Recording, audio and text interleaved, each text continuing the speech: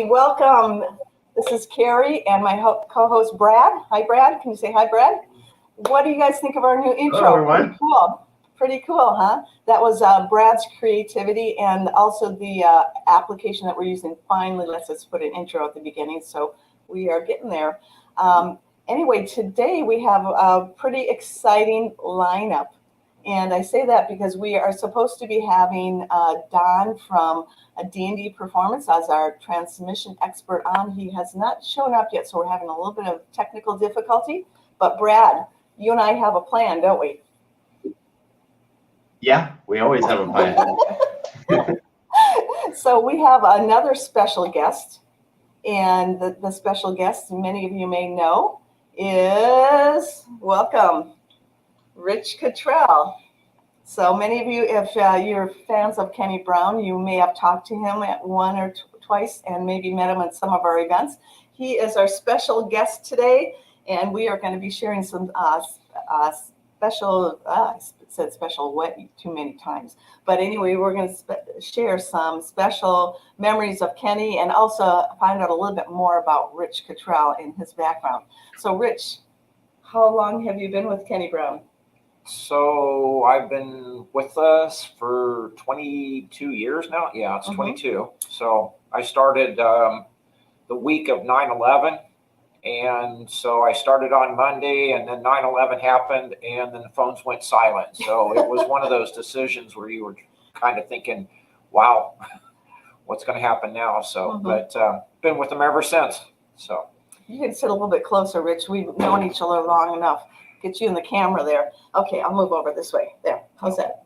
That works. Yeah. So anyway, Rich has been with us for over 20 years, and next to me, I think, well, Brad's been with us forever too. I don't know who has the longest term. I think Brad beats me as far as how long he's been here. So. Okay. So anyway, Brad started before Rich did, and so we have a good long-term staff, and we have more people, obviously, but we're going to try to be introducing some people that work on Team Kenny Brown, so you get to know who's behind the whole company as we move forward without Kenny. And so Rich is one. With last time we interviewed Brad Grissom, and now we are taking care of Mr. Rich. So Rich, what else would you like to share? What was your first impressions then when you first came to Kenny Brown? So when I first started, I had worked on cars prior and had a little knowledge as far as the suspension, but that was probably the biggest adventure, was learning suspension from Kenny and the reasons behind the design. So those were pretty interesting, and it was a good time to learn. We had plenty of staff, so I kind of integrated in and was able to learn and pick up as far as Kenny's process on how he set up a car. So yeah, so I mean, it's been wonderful having him here. I want to. We have a few people that have commented. Make sure if you're in the room that you are commenting, so we can see that you're here. Let's start here. We have Joe Johnson. Joe's been with us for a long time. He's one of the Speed Therapy Academy people. Jordan Dunning is here from Thailand. Wow, that is incredible. Welcome. Brian West. We know Brian very well. He has a lot of Kenny Brown stuff done to his car and is also Speed Therapy Academy. Rory Merrick, you're here quite a bit from Ridge, BC, Canada, which is wonderful. British Columbia. Steve Smith from Colorado, we know you as well. My goodness, we know most of these people here. Jorge, you're obviously on here quite a bit, from New Jersey. Brian K. Do you want to read that name? Oh, Mr. Fred Francher from Louisville, Kentucky. So good morning, Fred. And we also have Dylan Calkins. Dylan Calkins is with us, and we also have a special guest, Lance from Fox Body FX. In fact, Lance, if you want to come on, we can have you share a little bit about your program. I will have Brad try to contact you throughout the show if you're interested in coming on just for a few minutes and sharing what you're doing. Well, I will share a little bit, Lance, about what you do. Lance had a barn find about a year ago. Found a fox, and I don't know a lot of details on it, but he can tell you. And he decided to start putting some things on Instagram about his barn find. and his refurbishing it, kind of restoring it to where it was, the glory. And all of a sudden, he got more and more people interested, and he decided to make a little bit of a business out of it. It's more of a passion, I think, than it's a true business, but it's more of a passion for him. And he has grown his Instagram channel from 0 to about, I think it's 33,000 people. We are going to be doing some things on our Fox Body program with him as we go forward. So it looks like a kid's at hockey game right now. Thanks, though. Just watching for now. Okay, Lance, well, I'll keep talking about you. I'll share everything I know. So anyway, Lance and Kenny Brown are going to be doing some things on the Fox Body, because if you've been tuning in for a while, you know that we're building tribute cars. And the tribute cars are from every generation of Mustang that Kenny's built. And we're taking, like, for the Fox Body, his iconic car then was the Outlaw XS. So we're building a couple of tribute Outlaw XS cars. In the S197 range, we have the GT4 RS, which we fondly refer to as Ruby. We have 1 and possibly 2 going out as those iconic tribute cars. So if you're interested in building a tribute car, a Kenny Brown tribute car, just let us know. Obviously, we have an S550 tribute car, and we're also doing Cobra tribute cars for the SN95. The Fox Body, actually, we're in the process of getting, well, the parts are showing up pretty much daily now. So we're getting ready to get started on Brian's XS. And so that one will be coming in shortly as soon as all the parts get here, and we'll get started on that. But on a daily basis, the parts are coming. Yep. And it's, as many of you know, if you've been buying automotive parts throughout the last few years, some parts are difficult. Sometimes it's a little widget that's missing. So anyway, what I think we're going to do is we're going to keep talking to Rich, asking him some questions. But if you have questions for Rich, just throw them online, and we'll have Rich answer them. I'd love to have you throw him some really tough questions too. So that would be interesting. Rich knows a lot about the Kenny Brown products since he's been with us for so long. And let's see, we have from Buffalo, New York, Facebook user. I have a feeling that may be Jay. Jay may be watching. We also, Roy Merrick is here. He is Fox Body. Cool. There's just so much going on. Oh, Sal is there. Good to see you and healthy again, Carrie. Yes, it's very good to be healthy. So it's been a long year, but we're back to normal and rocking and rolling. So, Rich. Okay.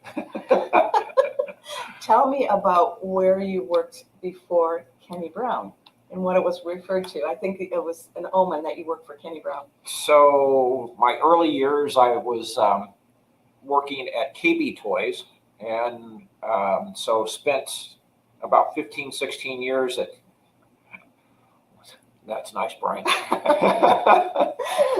So spent 15 years with KB Toys. And so when I applied with Kenny Brown Performance, Kenny kind of felt that it was my education for working with toys, and the Kenny Brown KB Performance seemed to roll right into place. And so as me and Ken talked, he went online and actually was Googling to see what our KB Toys was about, and found that philosophies were actually pretty similar to what he had thought and how he wanted to run his company. And so it seemed to be kind of a match that was made.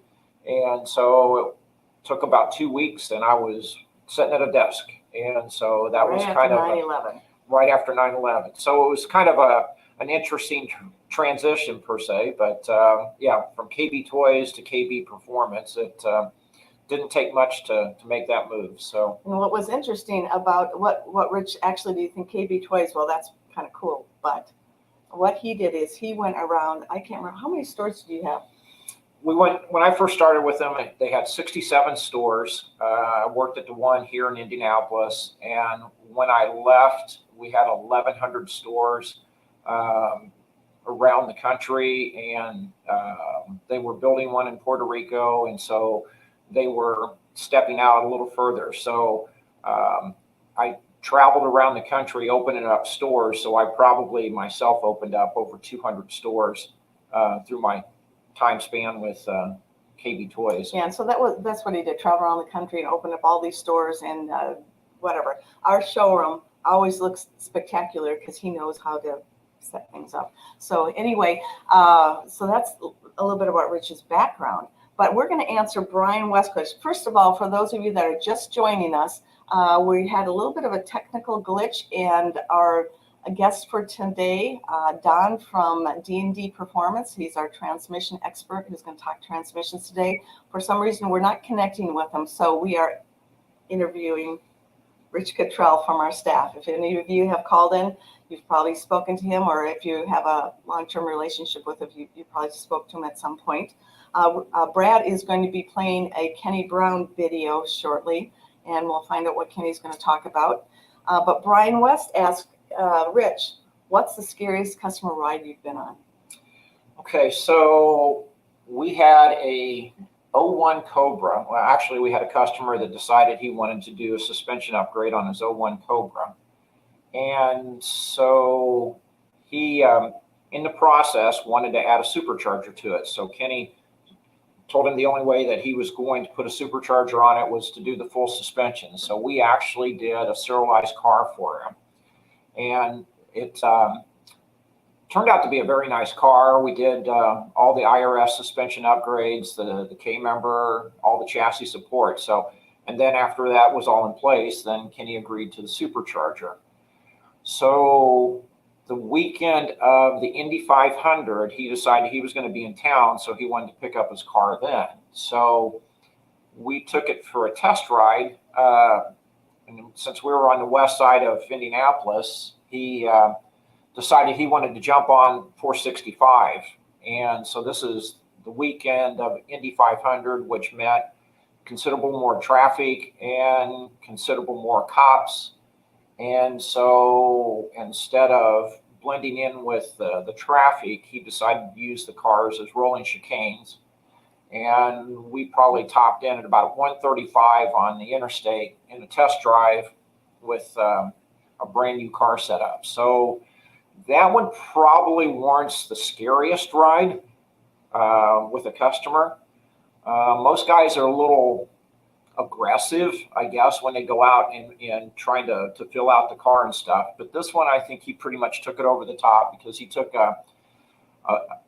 an interesting situation and made it much more interesting. So 135 miles an hour and Indy 500 traffic was, something close to a Fast and Furious movie. So that kind of reminds me, and it really doesn't have a connection, but I'm going to share this story because I think it's pretty interesting. We used to build a lot of development cars for Ford. And years ago, I think this might have even been before you, we were building I think it was a Cobra, for John Coletti. We were building a car for John Coletti. And Kenny was out test driving it, and I was in the car. And when you have a car for Ford, you really don't have, like, the title and everything you need to have in your glove compartment. So, not the title, but, the information. So anyway, Kenny got pulled over for some, he wouldn't say aggressive driving. What would he use that term? Spirited driving. So he got pulled over by the cop, and the cop was not real happy. And he wasn't going that fast. But anyway, he got pulled over, and the guy said, well, let me see your registration and all that stuff. He goes, whose car's registered to? His Ford Motor Company. Oh, you were just messing with me. And he got really angry. And so we pulled the registration out, and what he found is the car was registered to Ford Motor Company. So that was kind of fun. We kind of put him in his place, I guess, a little bit. Kenny did not get a ticket. I can't believe it, but he did not get a ticket. So that was wonderful.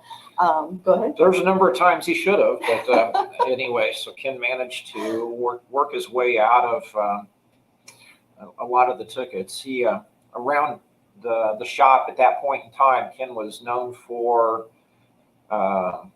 test driving and dialing in a car on Lyndhurst, which was run straight into the speedway, and he'd been known for triple digits from time to time with the test drive. So one time he come flying into the shop and rolled down the window and said, drop the door. And so it wasn't too long after that we saw the cops driving around trying to find Ken, and he was out in Kermit, I think, at that time, doing the dial in on Kermit. So But yeah, he come flying in and dropped the door, and we watched them drive by and trying to figure out where we went to. So anyway. Well, I am going to share my scariest car ride with somebody, and it was with Ken. And I will tell you what it was. It was fantastic after it was over with. But it was when we were in Chicago, and we didn't have Kermie anymore. And Kermie just happened to show up at this car show, and it was all these classic cars. They were beautiful, beautiful. I was lined up in front of this business, and there was one spot at the very front of the building that there was one spot. Okay, so I don't know if I can explain this well enough. So we went out and we're driving Kermie. He loved Kermie. I think that was one of his most favorite cars that he drove because he spent so many miles in it, giving people rides on track, and then he just loved the way it handled and performed. So anyway, we went out and drove around, and we were having fun. He was being spirited, and he came back in, and I should probably draw a picture, but anyway, you have to go around a median and then around here, and then there's this one spot that you can pull into right here. So anyway, he had to come like this and go like that. So anyway, I'm thinking we're just pulling in because there's this car show and there's these gorgeous cars. He comes flying in, goes around the median, and boom, and backs like right into the car, and people are just like, oh. Didn't back in, he slid in. Yes, he slid in. Slid into the parking space. Yes. Yeah. So Were yes. you there? Did you see that? Yeah. He put everybody on edge, and then Nobody appreciated it. Yeah, backed the car in, got out, stepped away just like it was pretty much normal. But it was incredible car control. I knew he had great car control, but this was just incredible. I wish I would have had a video of it. I'm just in and out, and it was just phenomenal. I was just amazed. So that was my scariest ride, but also the most fantastic ride I had because I could not believe the car control. But getting out of the car was a little embarrassing. People did not appreciate what he did. So anyway, he enjoyed it. Yeah, I think he's used to being around more track day cars and people that like spirited racing. These were definitely people that didn't take their car out. Show and shine. Yeah. So, but anyway, enough about that. Do we have any other questions for Brad or Rich or for Brad? I see you're on. Yeah. So, well, I saw that Calvin Goring was on here. Let's go back to the other layout. Okay. So we can see Rich. I saw that Calvin Goring was on here. So I had a question for Rich. Did you ever drive the lounge lizard around town with the red lights on to clear traffic ahead of you? Oh my goodness. I didn't get the opportunity for the lounge lizard. That was actually just before my time. Okay. So Ken's Crown Vic. I mean, we had a number of times out with the Crown Vic. Bill Carroll, when we did his supercharged his Marauder, we went out and probably wasted about half of a set of tires out with his supercharged Marauder when he picked it up. And so that one was, I think, once people saw essentially the Crown Vic body style, they kind of had a tendency to move off to the side. And the fact that we were probably not quite twice the posted probably give us a little bit of an advantage. But yeah, I didn't get a chance to ride it with lights and siren in the lounge lizard. So we're going to share a little bit about Calvin, but I wanted in his experience with Brad on that. But I just wanted, for people that are joining us a little bit late or just coming in, we were supposed to have Don from D&D Performance on. We're having a little technical difficulty, so we had to do a little ad lib. So we are interviewing Rich Cottrell from our staff, and also Brad Grissom will be adding some comments. We're just sharing some fun experiences of what it was like to work for Kenny Brown. And I will add, before Brad, you go into a little more experience with Calvin. So Kenny and I were like the mom and dad of the company because we owned it. And so there would be some shenanigans that would go on behind our back. And I'm just finding out some of them right now. So anyway, Brad, you want to share a little bit more? Well, I just, I saw Calvin had jumped on, and since Rich was talking, I just wanted to ask him the question, if if he had ever driven around Indy with the lights on the Lounge Lizard, which was the glorified cop car that we built for, I think it was Car and Driver magazine. But so Calvin used to do that. He used to drive around town, Indianapolis, and clear traffic. He'd flip the lights on in the car. I think the first time he did that, he was picking it up from the transmission shop. We'd taken it to the transmission shop to have some work done on it. And Calvin hopped in the car to bring it back to the shop, and immediately went into full-blown police car mode and cleared traffic, needless to say, on the way there. And, you know, it was cool, Rich, that you had mentioned Bill Caro's car. I don't know if you remember the license plate he had on the car. It was a customized. Mensoria. Yeah. And so you know what that term means. Can you tell us? It's a legal term. I forgot I believe that it's with intent. With intent. Yeah. With intent. Yeah. Right. And that so, was that's what he called it. That's what he called the car, was Mensoria. Yeah. So.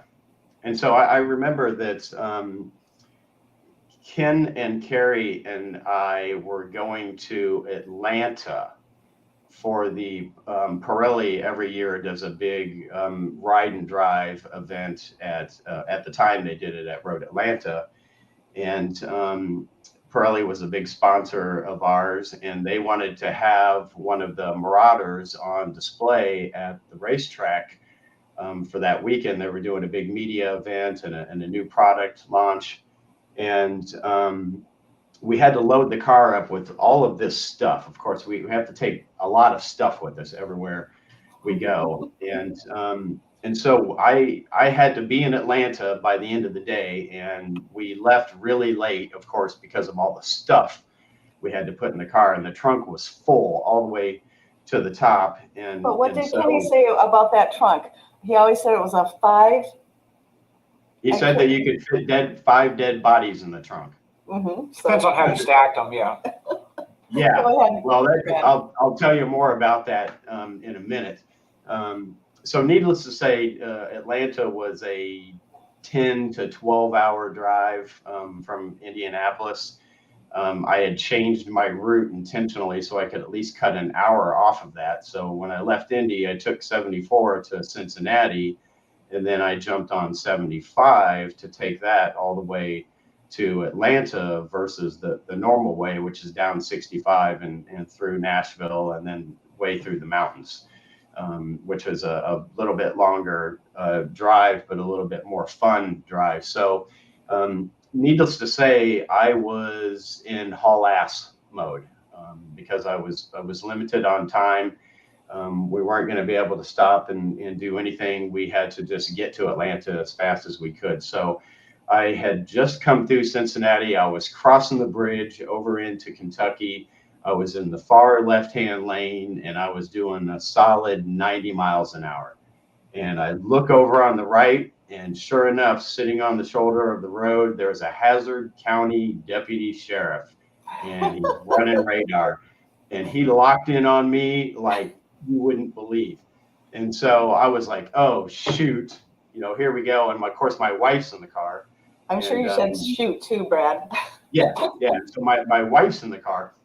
And so I know I'm busted. I go ahead and make my way over to the right. And of course, at that point, he's on me.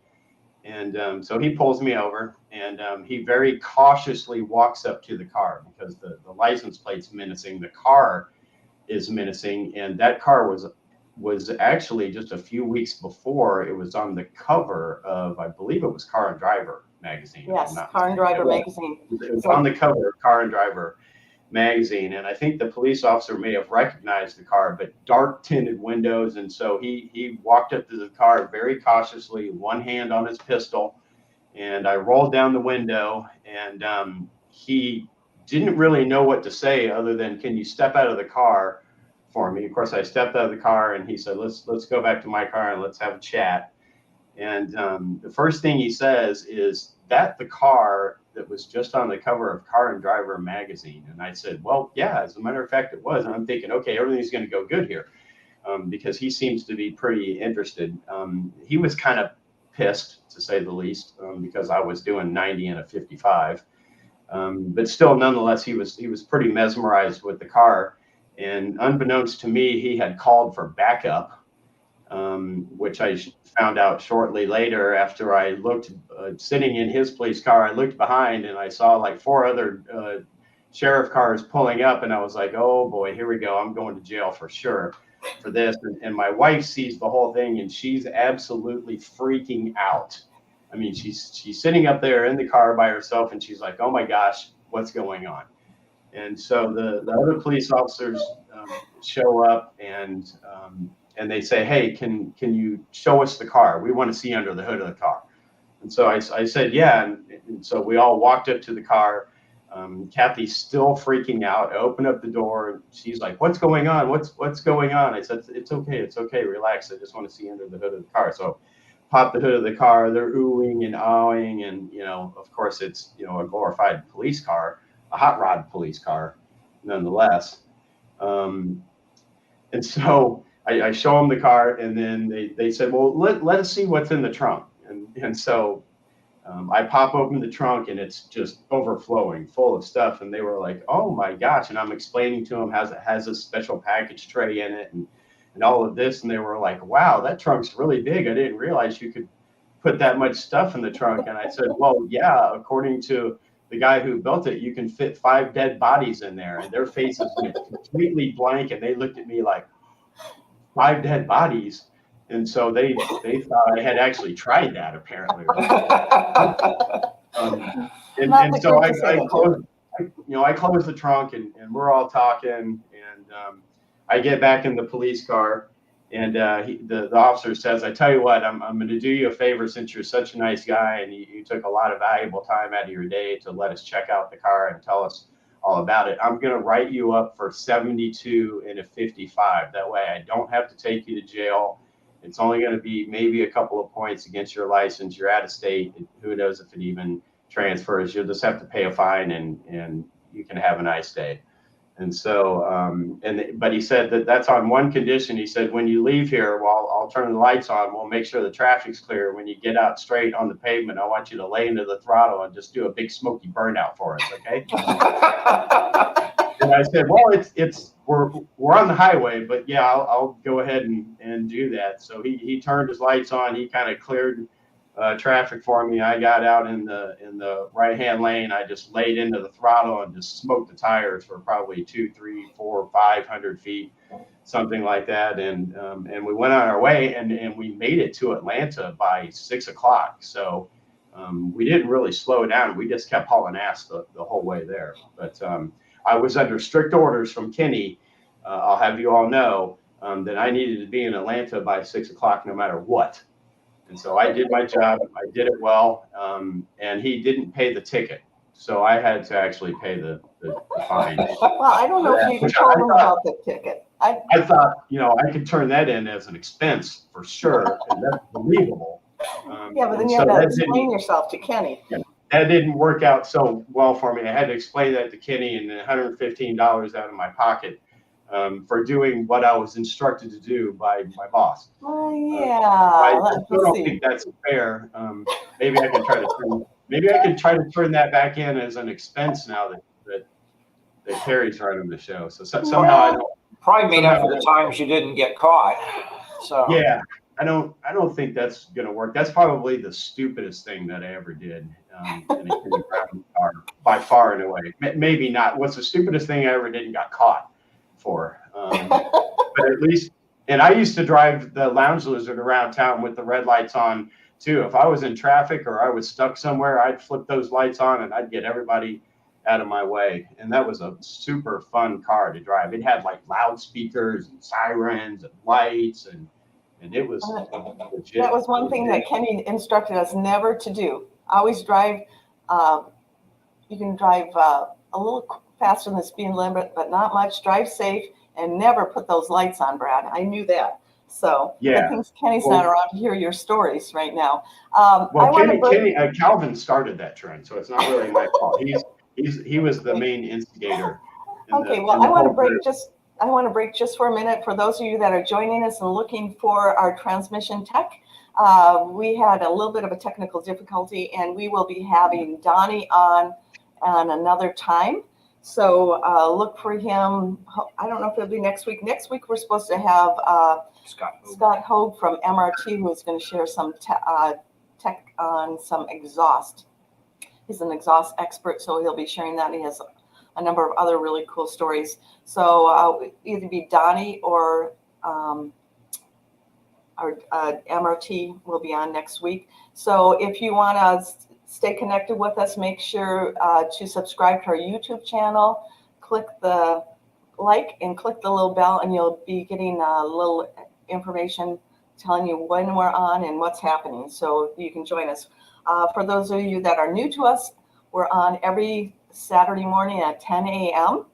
Eastern Standard Time for about an hour, and we go from running little encore presentations that Kenny shared to having live experts on. So we have one question here, Brad, I thought we should answer. And this is from Lance from Fox Betty FX. If I talked about him a little bit earlier, you need to check out, he also has a podcast.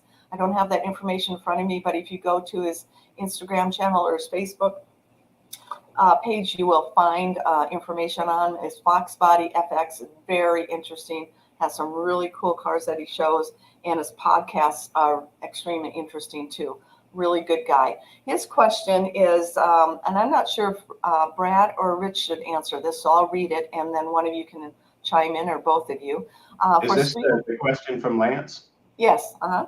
Yeah, okay, so that's a good question. Let's have Rich answer that. Okay, for street and track use, what is recommended for pads? Do you recommend changing pads on the Kenny Brown brake setup? I know Kenny talked about brake temps and wanted very different pads for track use. So we actually, we use G-Lock pads, and that's our go-to pad for the brake kits. So yes, you want to have a specific pad for when you're on track, and there's a number of reasons why you would do that. Number one is if you're driving to the track and you're going to be on the street, you want a pad that has the initial bite at a temperature that is right around ambient temperature. So most street pads will actually function well from 0 to probably 500 or 600 degrees. But the problem with street pads is once you exceed that, then the binding material in the pads is going to start diminishing, and your pads will actually go away very quickly. So you're with the street pads, you're not going to have the temperature range that you're going to need for when you're out on track. So we always suggest that if you're driving to the track, that you show up or you drive with street pads, but when you get to the track, that you make the pad change and put your track pads on. And the track pads, depending on where you're running and how hard you're using the brakes, can run anywhere from 900 to sometimes 1,500 degrees. And so you definitely don't want to be out there with a set of street pads at 1,000 degrees, 1,100 degrees, because they will just essentially just deteriorate real quickly and turn to dust. So, but also with track pads, you don't want to take track pads and try and drive on the street, because they don't actually start taking effect until they over 100 degrees. And so your initial bite is going to be much later as far as for braking. So what I'm going to do, since it's pretty related, reach behind you, Rich. This actually is the way to know what your temperature is. So we actually sell temperature paint. I'll open it up.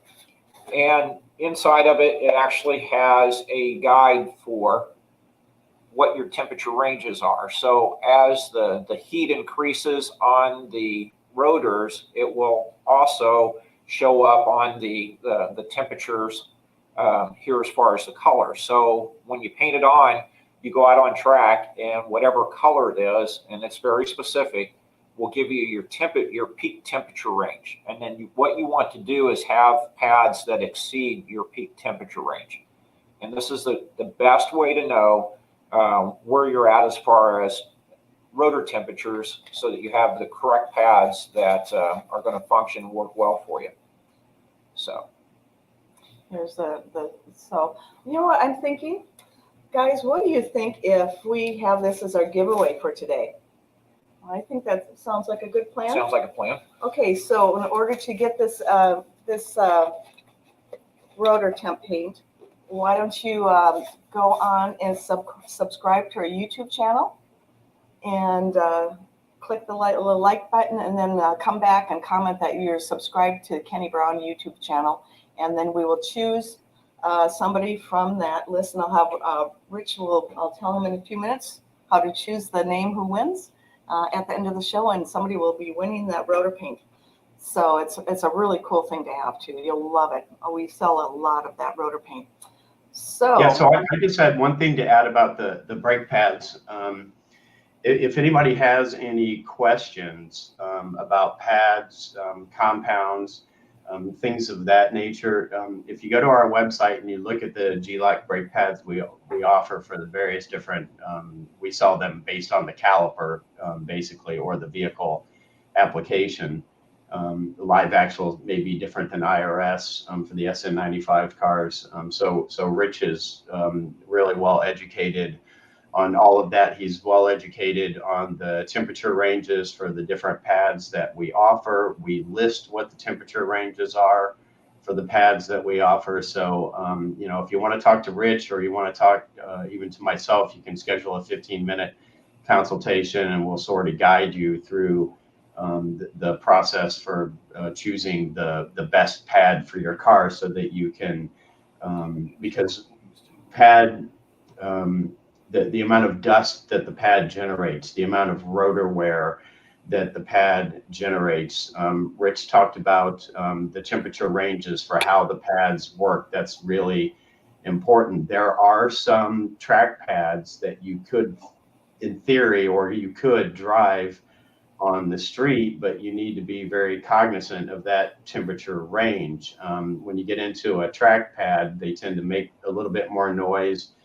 Sometimes you'll get a little bit more dust. Sometimes you'll get a little bit of rotor wear as a result of that. So Rich is a great resource to help guide you through your choices. And then we also have a couple of other questions, Carrie. I didn't know if you wanted to continue reading. yeah, let's go that. So Dylan, if anybody, two great questions. yeah, if anybody has any questions, feel free to put them in the comments. Joe Johnson just commented that I love a brake pad that is progressive. A pad that is too aggressive is not really good on track. And that is so true. Oh, Bob Jones is here too. Good. And let's see. That is so cool. Joseph Bolotsky. I'm not even going to pronounce your name, but you may be the winner. Let's see. Dylan subscribed. Joseph subscribed to win that rotor paint. Let's see. Rory has. That's good. We'll check those names, and we will have a way of you winning at the end of the show. So we'll watch for that. We have a couple more questions here, and there's this one I'm going to answer. Dylan asked, also, I was wondering how you choose who can. Oh, that's not the one. I wanted to do the one before. I have a couple of questions. I was wondering how much effort goes into the little things, like how you choose what color to powder coat your parts.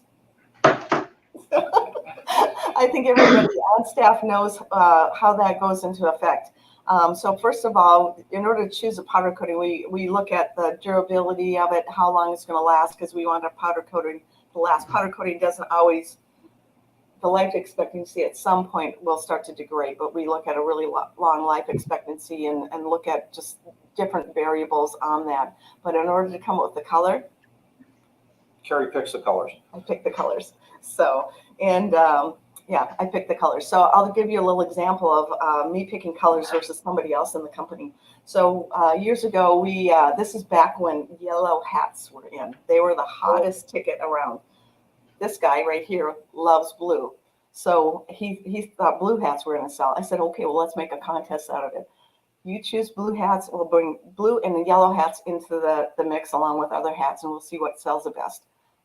Carrie won. Yellow hats sold probably 20-1. 20-1. So yeah, the yellow hats win. So anyway, I choose all the colors.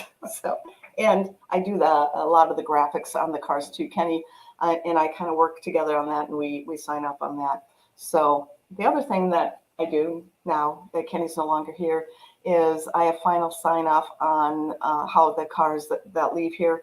We always set them up and make them perform ideally. And because I've done so much testing with him, final sign off on the cars that I do final sign off on the cars and how they handle and how they will How they change. feel. Yeah, how they feel. We'll change and tweak a little bit each car that goes out of here. Obviously, I have support from our staff, but I kind of have final sign off on that just because I've done it so long with him that I kind of know the feel that he's looking for.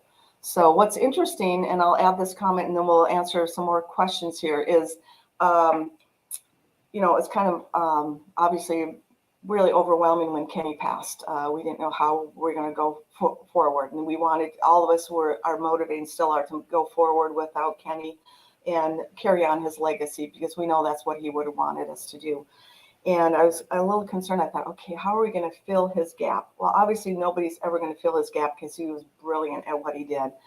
But he trained all of us so well, and we all know so much. We're able to kind of, maybe not one person answer it, but we kind of get together as a group and answer the questions as Kenny would. And plus, he left a ton of resources for us. He has so many things in writing that is unbelievable, that are resources for us. If anybody took his Speed Therapy Academy course, or one of the alumni, there's a lot of resources available. So anyway, that's off a little bit, but kind of like to talk about him a little bit. Okay, we have a couple more questions. Dylan also he says, I was wondering how you choose who can have their car built into a tribute car. I love to have my SN95 built, but I'll have to save up for a few months. Oh, Dylan, you're so sweet. So as far as it's not so much a choice. I mean, we're looking at moving the tribute cars forward. The cars were iconic at the time they were built, and so it's not a pick and choose. Dylan, if you have an interest in doing a tribute car, we definitely have an interest in working with you as far as putting the package together. The Fox bodies right now, for some reason, just seem to overnight just blow up as far as interest. So we have a number of people that are looking at the Fox body upgrades, but we also have a car in-house right now that's building a Ruby tribute car. I have another Ruby tribute car coming too as soon as I get that. And so there's a number of those, and Tim's actually doing his in Ruby Red because he wanted essentially the same car that Kenny had with all the new and the modern upgrades. So that it's going to have a K-Link on it. It will have the Pro 4R brake kit.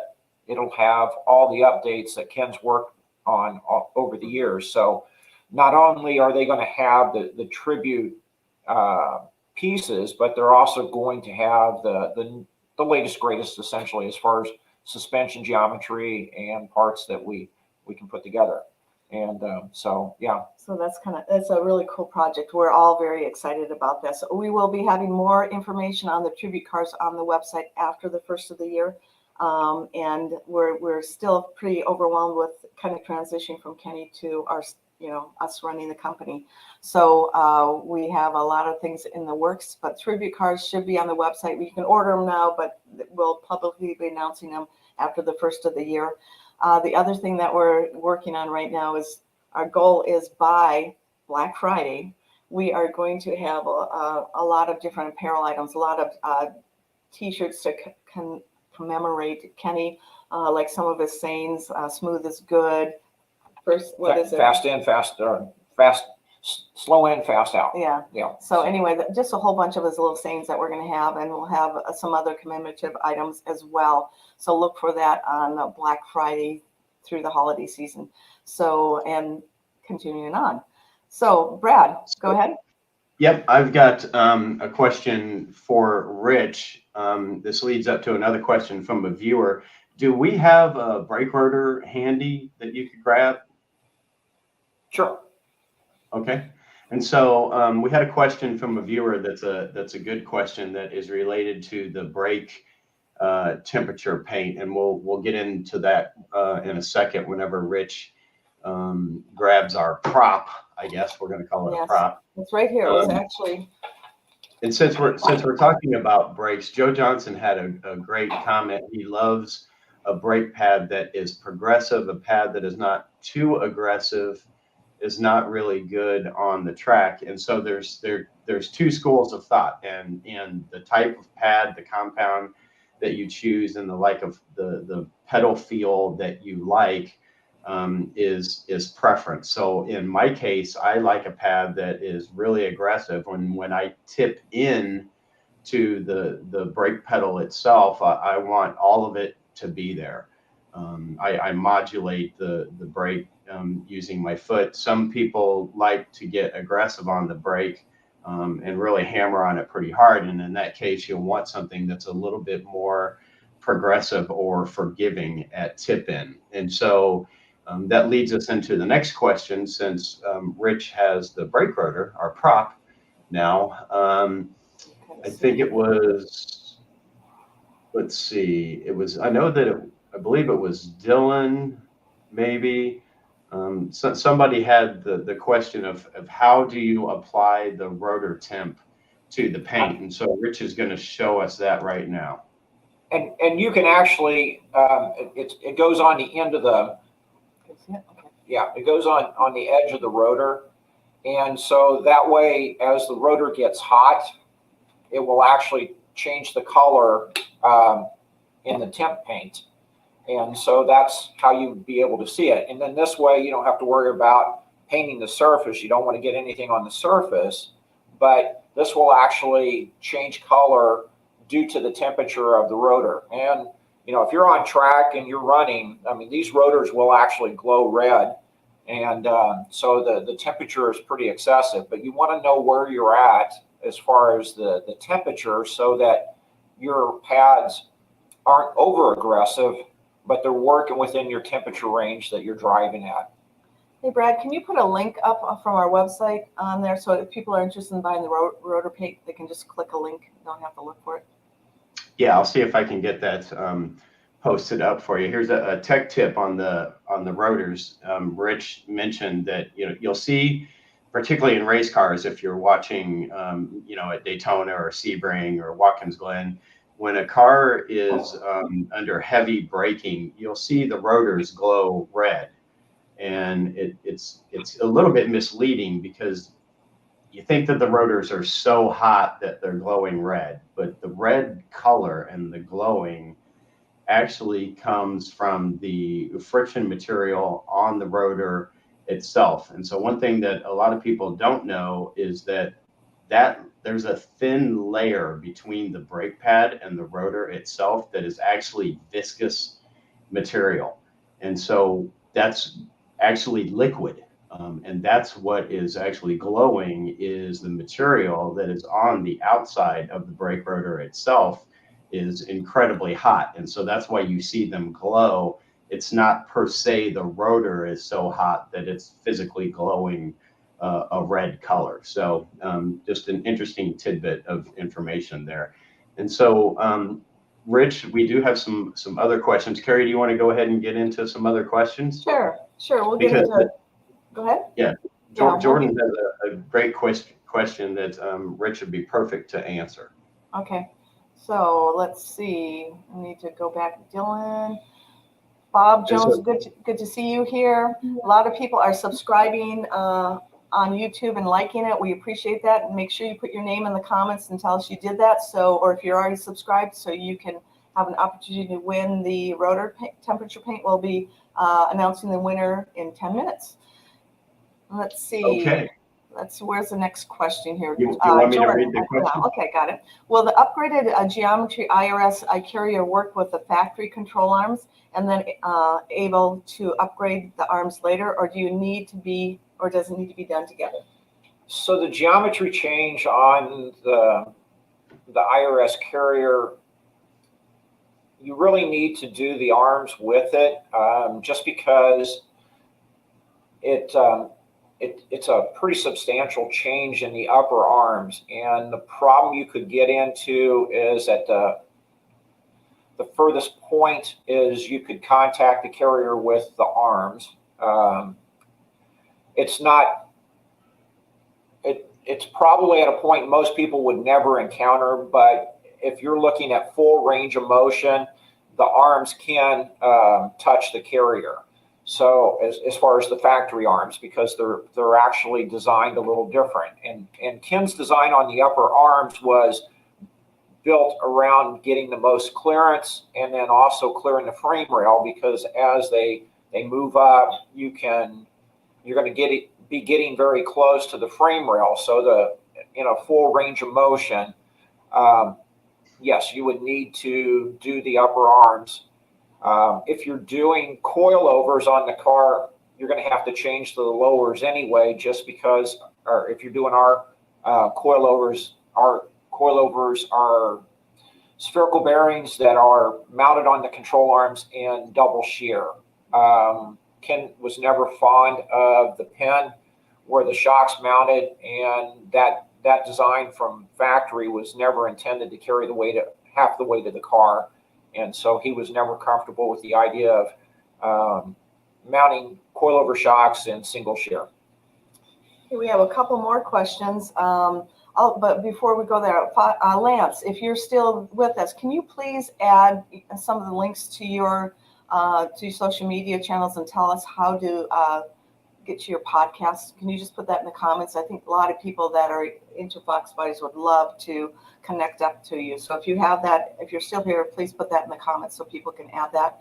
Also, if you're with us, next week we are having was it MRT? MRT, Scott Hogue. Scott Hogue from MRT, and he's going to be talking about exhaust tech. So it'll be really good. We will be having Don from D&D Performance on again in a coming week.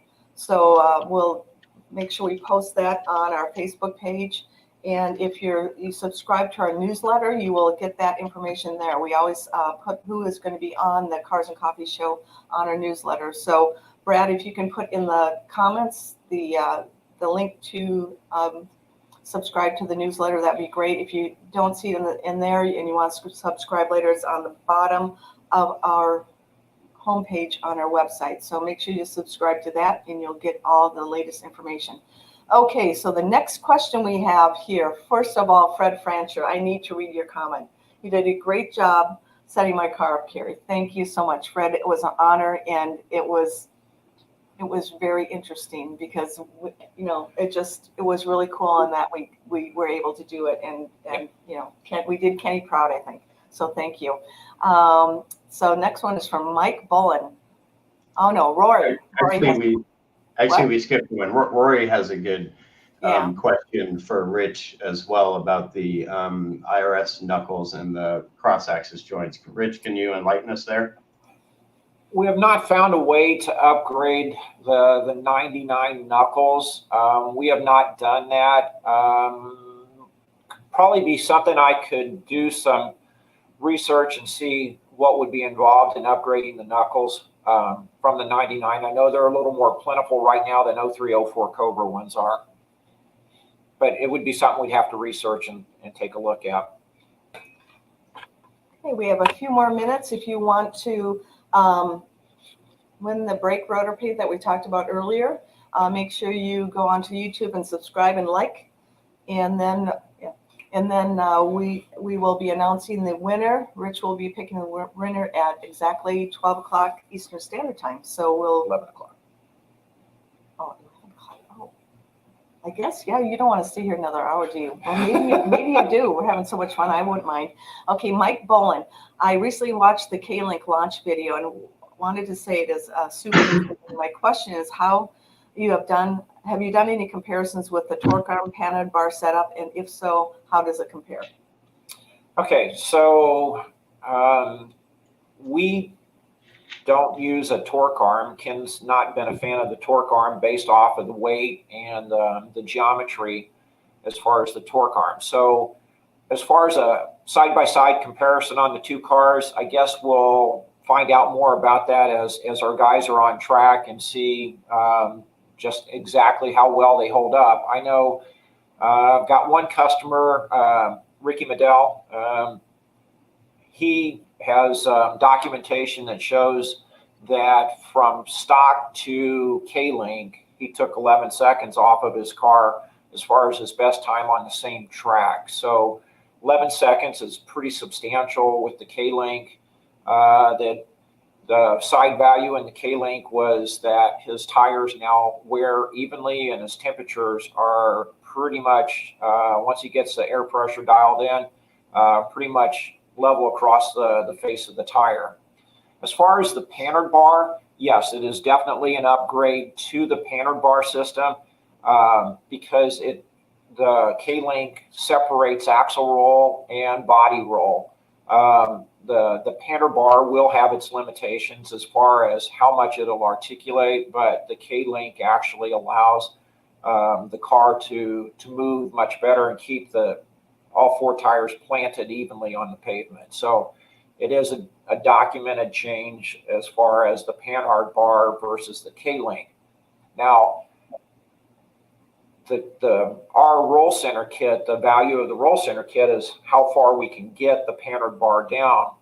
So a lot of people that go out with the Panhard bar are blown away by how well it works by getting the roll center down so low, because our Panhard bar runs along the bottom of the differential. So it's just right across the bolt pattern at the bottom.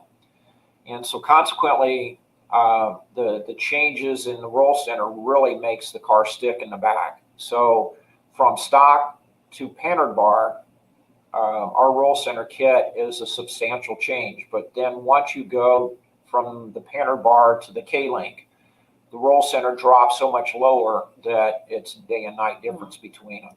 Yeah, what's interesting so the Panhard bar that he's rear roll center kit is our rear grip kit 1, and that's AGS 4.0. The K-Link is our rear grip kit 2, and that is our AGS, which is Advanced Geometry Suspension 4.5.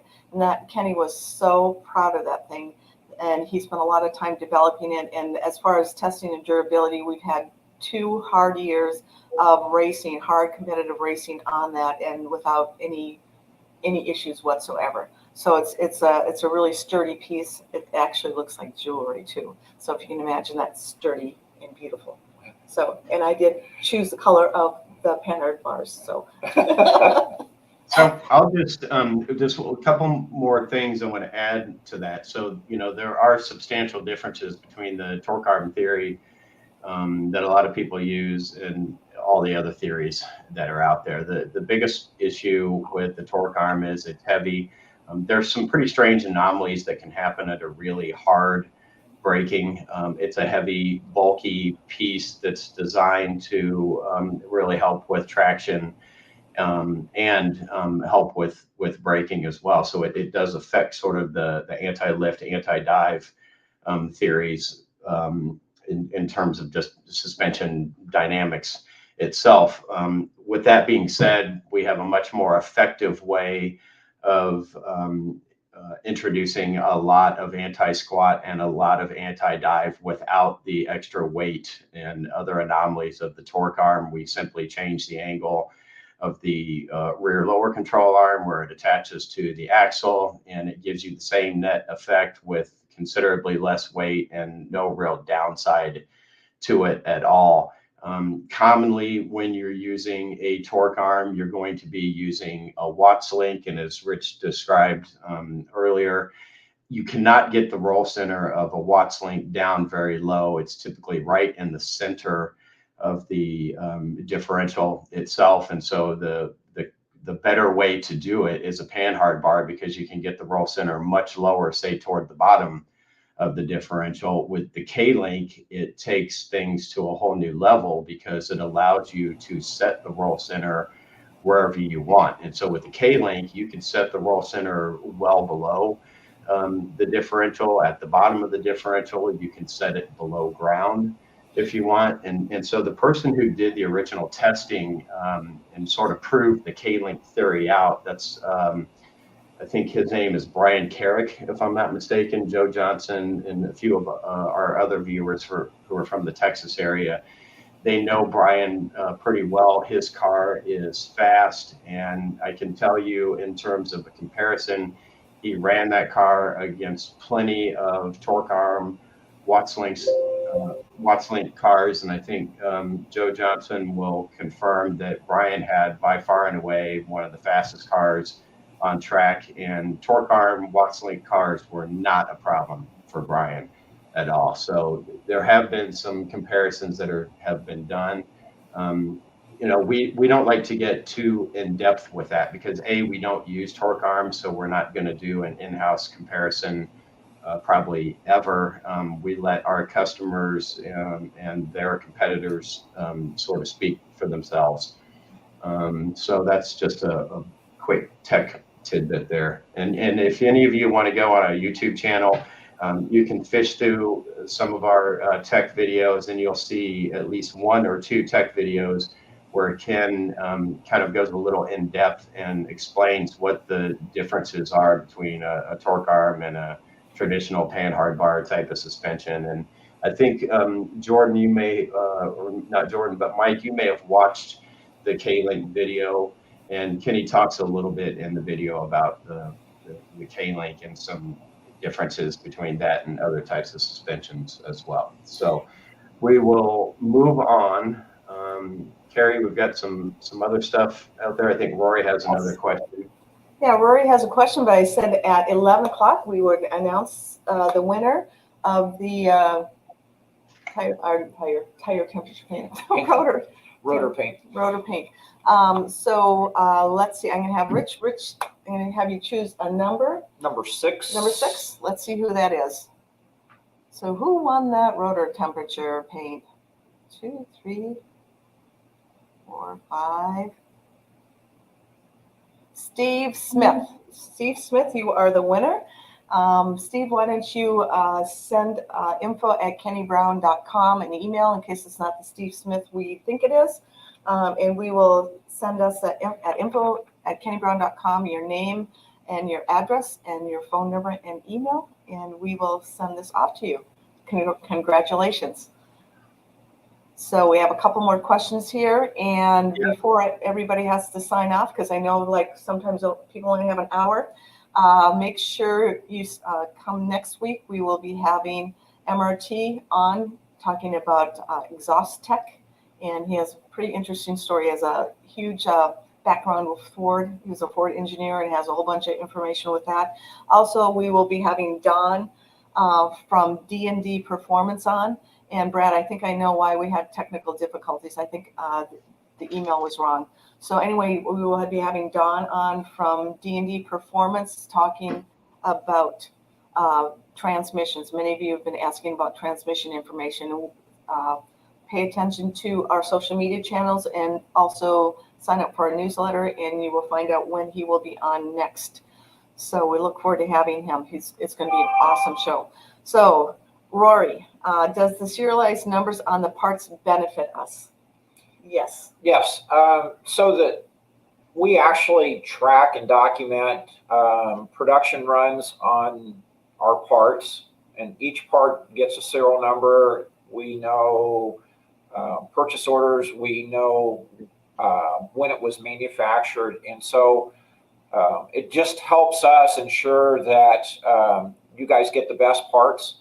But on the other side of it too is if you buy a part from somewhere and it's not serialized and they advertise it as a Kenny Brown part, I would question that, because every part that we send out is going to have a serialized number to it. And so we want to make sure that you guys are getting what you pay for. And so we're here to back that up with the serialized number. So it is in your benefit, yes. Mm-hmm.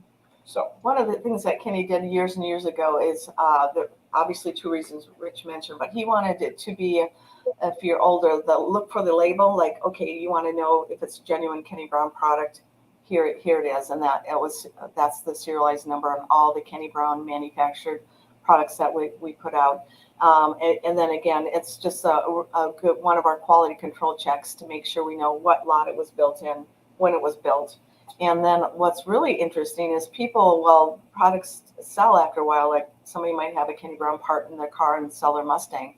Well, somebody else may pick it up and not know what it fits. So people can call in and give us their number, and we can tell them exactly what product it was and what it fits. So that's a side benefit to it.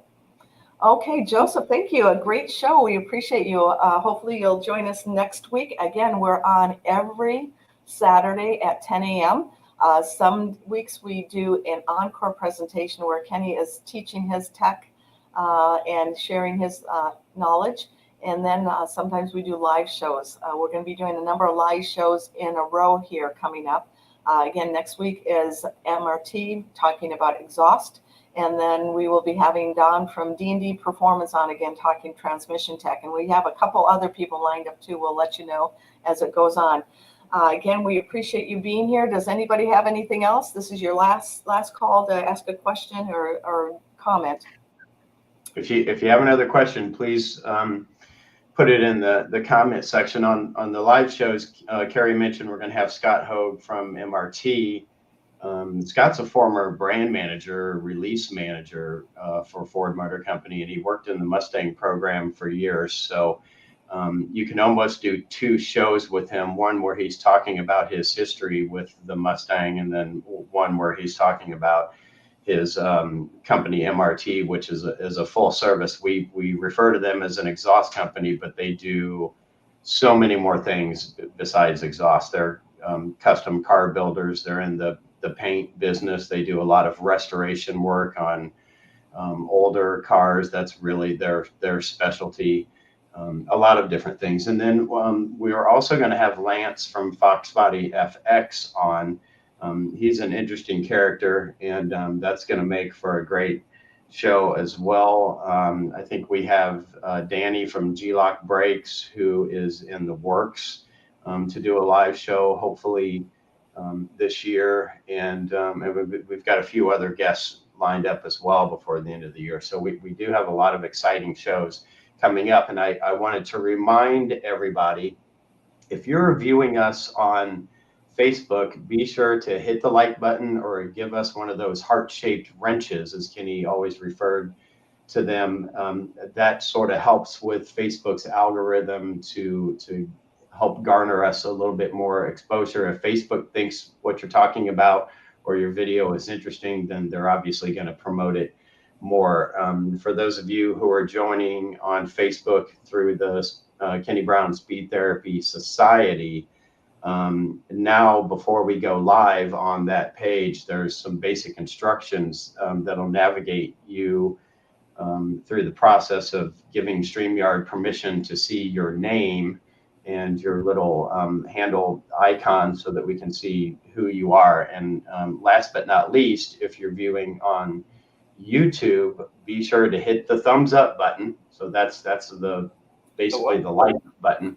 But we also want you to hit the subscribe button as well. And once you hit the subscribe button, a little bell will show up next to it. And if you click on that bell, then you can choose to get a notification every time we go live. And so that's helpful because it'll send you a message, or if you log on to YouTube, then you'll get a notification through YouTube that tells you that we're going to go live and when we go live. And so that's important with YouTube as well, because again, the more people that like our video, the better the chance that YouTube is going to repurpose that on the homepage whenever you log on. So all of those little likes and those little insignificant things, they help us a lot. So Cari, back to you. Well, that was very good, Brad. I appreciate you sharing that information. And again, give us some thumbs up. I see 11 right now. Let's have a few more. And how many people loved having Rich on the show with us this morning? So put a comment in if you want to see Rich on the show again. It was fun having him here. And it's always fun getting together as our little team. So anyway, we love seeing you. And we will see you next week. Scott Hogue from MRT Performance will be on with us. Take care and have a good week. Goodbye, everybody. Have a great weekend. Bye-bye. Bye.